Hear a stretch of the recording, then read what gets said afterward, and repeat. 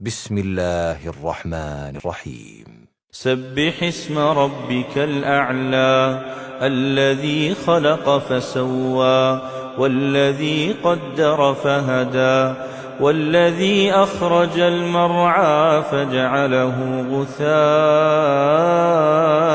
أحوى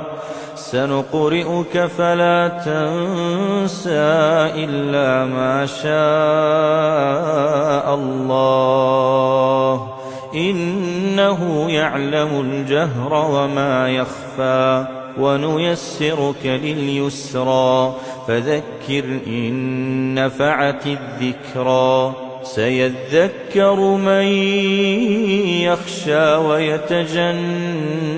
الأشقى الذي يصلى النار الكبرى ثم لا يموت فيها ولا يحيا قد أفلح من